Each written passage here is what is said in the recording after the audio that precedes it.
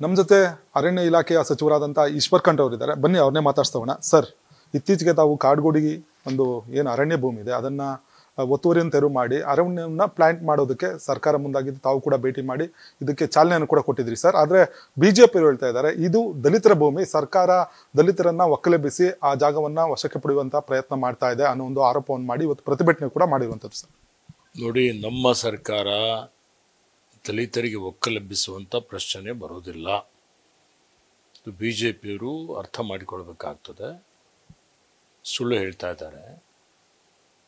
ಇದು ನೋಡಿ, Kadugodi survey number 1ರಲ್ಲಿ 711 ಎಕರೆ ಭೂಮಿ 1896ರಲ್ಲಿ ನೆಡುತೋಪಿಗಾಗಿ ಕೊಡಲಾಗ್ತದೆ. ಅದಾದಮೇಲೆ ಕಾನೂನು ರೀತಿಯ 1901ರಲ್ಲಿ ರಾಜ್ಯ ಅರಣ್ಯ ಅಂತೇಳಿ ಅಧಿಸೂಚನೆ ಆಗ್ತದೆ. ಅಂದರೆ ಇದು 711 ಎಕರೆ ಮೀಸಲು ಅರಣ್ಯ ಅಂತೇಳಿ ಅಧಿಸೂಚನೆ ಮಾಡಿದ್ದಿದೆ. ಅದಾದಮೇಲೆ ನಡುವೆ ಬೆಂಗಳೂರು ಜಿಲ್ಲಾಧಿಕಾರಿಯವರು ಇದು ಒಂದು ಸಹಕಾರ ಸಂಘಕ್ಕೆ ಸುಮಾರು 500ಗಿಂತಲೂ ಜಾಸ್ತಿ ಅರಣ್ಯ ಭೂಮಿ ಕೊಡ್ತಾರೆ. ಆ ಸಹಕಾರ ಸಂಘಕ್ಕೆ ಕೊಟ್ಟ ಮೇಲೆ ಅವರು ಕೆಲವರಿಗೆ ಲೀಸ್ ಮೇಲೆ ಅದು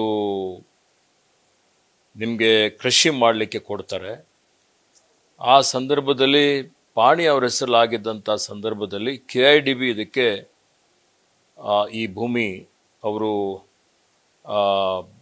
ಭೂಸ್ವಾಧೀನ ಮಾಡಿಕೊಂಡು ಪರಿಹಾರನೂ ಕೊಡ್ತಾರೆ. ಪರಿಹಾರ ಕೊಟ್ಟ ಮೇಲೆ 2006ರಲ್ಲಿ ಇವತ್ತು ಅಂದಿನ ಜಿಲ್ಲಾಧಿಕಾರಿಗಳು ಬಾಕಿ ಇರುವಂಥ ಭೂಮಿ ಏನು ಹಕ್ಕು ಕೊಟ್ಟಿದ್ದಂಥದ್ದು ಎಲ್ಲ ಹಕ್ಕುಗಳು ರದ್ದು ಮಾಡಿಬಿಡ್ತಾರೆ. ಅದು ರದ್ದು ಮಾಡಿದ ಮೇಲೆ ಈಗ 120 ಎಕರೆ ಭೂಮಿ, ಈ 120 ಎಕರೆ ಭೂಮಿ ಇದು ಅರಣ್ಯ ಪ್ರದೇಶ, ನೋಮ್ಯಾನ್ಸ್ ಲ್ಯಾಂಡ್ ಆಗಿಬಿಟ್ಟಿತ್ತು. ಕೆಲವೊಂದು ಅಕ್ರಮವಾಗಿ ಭೂಮಿ ಕಡಿಮೆ ಬೆಲೆಯಲ್ಲಿ ಮಾರಾಟ ಮಾಡಿ ಮಧ್ಯವರ್ತಿಗಳು, ದಲ್ಲಾಳಿಗಳು ಇದರಿಂದ ಜನರಿಗೆ ಮೋಸ ಮಾಡ್ತಾ ಇದ್ದರು. ಇಂಥದ್ದು ಅರಣ್ಯ ಇಲಾಖೆ ಇದನ್ನು ಮರುವಶಪಡಿಸ್ಕೊಳ್ಳಿಕ್ಕೆ ಪ್ರಯತ್ನ ಮಾಡ್ತಾ ಇತ್ತು. ಕ್ರಮಬದ್ಧವಾಗಿ ನಿಯಮಬದ್ಧವಾಗಿಯೇ ಇವತ್ತು ಹೈಕೋರ್ಟ್ಗೆ ಹೋದರೂ ಹೈಕೋರ್ಟ್ ಸಹಿತ ಇವತ್ತು ಅರಣ್ಯ ಇಲಾಖೆ ಮಾಡಿದ್ದಂಥದ್ದು ಸರಿ ಇದೆ ಅನ್ನುವಂಥ ಒಂದು ಅಭಿಪ್ರಾಯವನ್ನು ಪಟ್ಟಿದೆ. ಮತ್ತು ಯಾರಿಗೂ ಒಕ್ಕಲೆಬ್ಬಿಸುವಂಥ ಪ್ರಶ್ನೆ ಬರೋದಿಲ್ಲ. ಈ ಭೂಮಿ ಇವತ್ತು ಸಂಪೂರ್ಣವಾಗಿ ಪಾಳು ಬಿದ್ದಂಥ ಭೂಮಿ ಇತ್ತು, ನೋಮ್ಯಾನ್ಸ್ ಲ್ಯಾಂಡ್ ಇತ್ತು. ಅರಣ್ಯ ಇಲಾಖೆಯಲ್ಲಿ ಈ ಭೂಮಿಗೆ ಸಂಬಂಧಪಟ್ಟಂತೆ ಅಧಿಸೂಚನೆ ಇದೆ. ಯಾರ ಬಳಿಯೂ ಯಾವುದೇ ರೀತಿಯ ಪೇಪರ್ಗಳು ಇಲ್ಲ. ಅದಕ್ಕೆ ಇದು once A forest is always A forest ಅಂತೇಳಿ ಇವತ್ತು ಸರ್ಕಾರ, ರಾಜ್ಯ ಸರ್ಕಾರ, ಕೇಂದ್ರ ಸರ್ಕಾರ, ಸರ್ವೋಚ್ಚ ನ್ಯಾಯಾಲಯನು ತೀರ್ಮಾನ ಮಾಡಿದ್ದಂಥದ್ದಿದೆ. ಹೀಗಾಗಿ ಈ ಭೂಮಿ ಅರಣ್ಯದಿದೆ. ಇದು ಯಾರಿಗೆ ಕೊಡುವಂಥದ್ದು, ದಾನ ಮಾಡುವಂಥದ್ದು, ಮಾರಾಟ ಮಾಡುವಂಥದ್ದು, ಅರಣ್ಯೇತರ ಚಟುವಟಿಕೆ ನಡೆಸಲಿಕ್ಕೆ ಸಾಧ್ಯನೇ ಇಲ್ಲ. ಅರಣ್ಯ ಅಂತ ಹೇಳಿದ ಮೇಲೆ ಇದನ್ನು ನಾವು ಟ್ರೀ ಪಾರ್ಕ್ ಆಗಲಿ, ಲಂಗ್ ಸ್ಪೇಸ್ಗಾಗಲಿ ಇದು ಉಪಯೋಗ ಮಾಡುವಂಥ ಒಂದು ಕೆಲಸ ನಾವು ಮಾಡ್ತೀವಿ. ಸರ್, ಛಲವಾದಿ ನಾರಾಯಣ ಸ್ವಾಮಿ ಅವರು ಹೇಳ್ತಾರೆ ಈ ಒಂದು ಏನು ಭೂಮಿ ಇದೆ ಅದು ಸ್ಕ್ವೇರ್ ಫೀಟ್ಗೆ 20,000 ಇದೆ. ಇದನ್ನ ಸರ್ಕಾರ ಭೂಮಾಫಿಯಾದವರಿಗೆ ಮಾರಾಟ ಮಾಡಲಿಕ್ಕೆ ಈ ರೀತಿ ಒಂದು ದಲಿತರನ್ನ ಒಕ್ಕಲೆಬ್ಬಿಸುವ ಕೆಲಸ ಮಾಡ್ತಾ ಇದೆ ಅನ್ನೋ ಒಂದು ನೇರ ಆರೋಪವನ್ನು ಮಾಡ್ತಾ ಇರುವಂತ. ನೋಡಿ, ಅವರು ತಪ್ಪು ಕಲ್ಪನೆಯಲ್ಲಿದ್ದಾರೆ. ಅರಣ್ಯ ಇಲಾಖೆಗೆ ಯಾವುದಾದ್ರೂ ಒಂದು ಭೂಮಿ ನಾವು ಮಾರಾಟ ಮಾಡಿದ್ದೀವ? ಮಾರಾಟ ಮಾಡಲಿಕ್ಕೆ ಸಾಧ್ಯ ಇದೆಯಾ?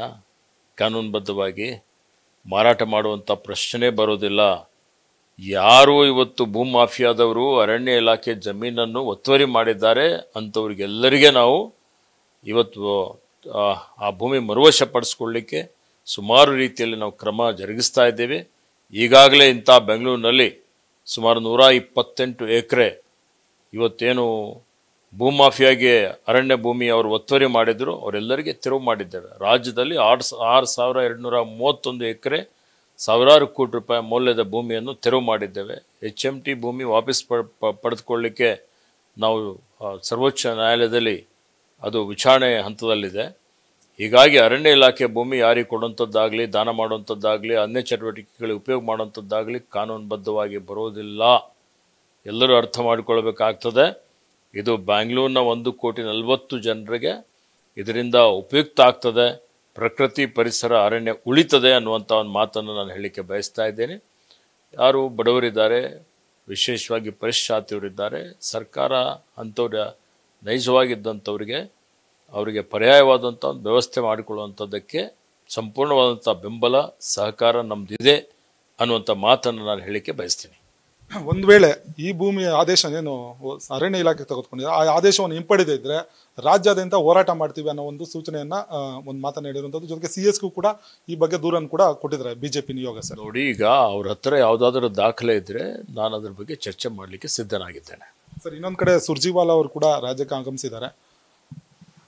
ಇವಿಷ್ಟು ಏನು ಈಶ್ವರ್ ಖಂಡ್ರೆ ಅವರ ಮಾತು. ನಾವು ಯಾವುದೇ ದಾಖಲೆಗಳಿದ್ರೆ ಅದನ್ನ ತಂದು ನಾವು ಅದಕ್ಕೆ ಪರ್ಯಾಯವಾಗಿ ಯಾರು ನೈಜವಾದ ದಲಿತರಿದ್ದಾರೆ ಅವರಿಗೆ ಭೂಮಿಯನ್ನು ಕೊಡೋ ಕೆಲಸವನ್ನು ಮಾಡ್ತೇವೆ. ಯಾವುದೇ ರೀತಿಯ ಇಲ್ಲಿ ನಿಯಮಗಳು ಉಲ್ಲಂಘನೆ ಆಗಿಲ್ಲ ಅನ್ನೋ ಮಾತನ್ನ ಹೇಳ್ತಿರೋದು. ಕ್ಯಾಮ್ರಾ ಪರ್ಸನ್ ಸಿದ್ದು ಜೊತೆ G Manjunath, news first, Bengaluru. News first ನಿರ್ಭೀತಿಯಿಂದ ನಿಮ್ಮ ಪರವಾಗಿ.